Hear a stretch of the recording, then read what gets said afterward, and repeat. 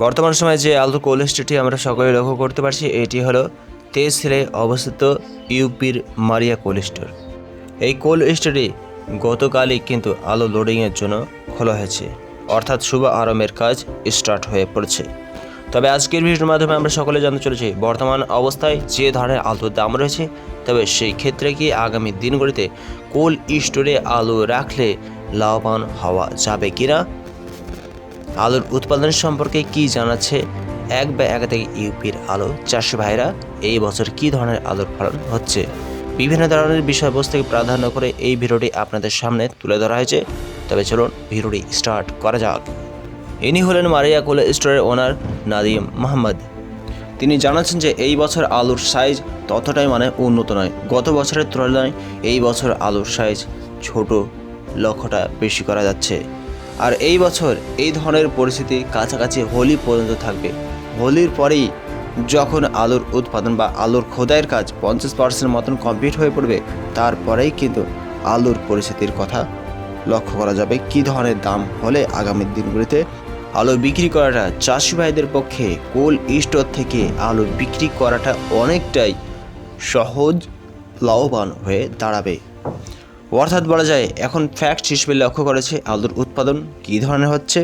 আর হোলি পর্যন্ত 50% মতন আলুর খোদাই কাজ কমপ্লিট হলেই তারপরেই কিন্তু আলুর আবহাওয়াটা বোঝা যাবে যে কী ধরনের এই বছর আলুর উৎপাদন হচ্ছে, বিঘা প্রতি কী ধরনের আলুর ফলন পাওয়া সম্ভব হচ্ছে, গত বছরের তুলনায় এই বছর কী ধরনের আলুর ফলন হওয়ার জন্য আলুর দামটা আগামী দিনগুলো বাড়বে না কমবে, সমস্ত কিছুই একটা কঠিন পরিস্থিতির মধ্যে হোলির পরেই কিন্তু স্পষ্ট হয়ে পড়বে।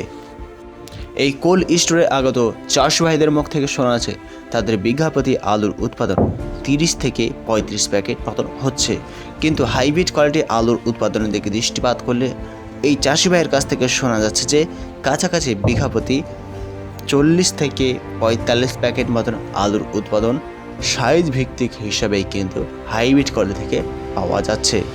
তবে বোঝা যাচ্ছে যে আমাদের পশ্চিমবঙ্গের কথাই বলুন আর অন্যদিকে ইউপির আলুর কথাই বলুন না কেন, উভয় আলুর ক্ষেত্রে কিন্তু হাইব্রিড কোয়ালিটির আলুর উৎপাদন এই বছর ভালোই পরিমাণে রয়েছে। কিন্তু দেশি আলুর ক্ষেত্রে যেমন ইউপির 37 আলুর ক্ষেত্রে আলুর উৎপাদন 30 থেকে 35 প্যাকেট মতন হচ্ছে।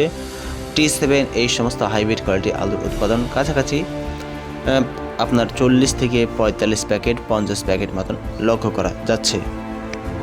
এই রকম দাম পেলে অর্থাৎ এখন ইউপির বিভিন্ন আনাচে কানাচে ক্ষেত খামারগুলি থেকে চাষি ভাইরা আলু, ব্যবসায়িক ভাইরা আলু কিনছে 240 টাকা প্যাকেট হিসাবে, কুইন্টাল প্রতি 500 টাকার আশেপাশেই।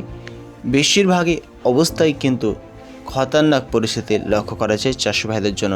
আর এই অবস্থায় যদি আলু বিক্রি করা হয় তবে অবশ্যই খরচের পয়সাটুকু চাষি ভাইদের ঘরে ফিরছে না। তাই এক বা একাধিক চাষি ভাইরা এখন কোল্ড স্টোরে আলু রাখার জন্যই যুক্তিযুক্ত ব্যবস্থা নিচ্ছে।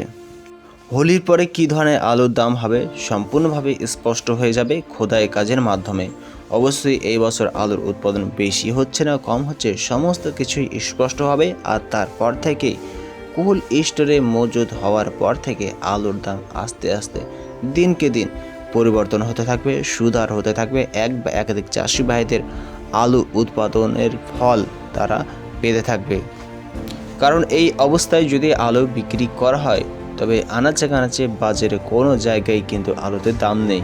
কারণ হাইব্রিড কোয়ালিটির আলুর উৎপাদন এতটা পরিমাণে হয়েছে যে দেশি আলুরও দাম কমিয়ে দিতে বাধ্য করেছে।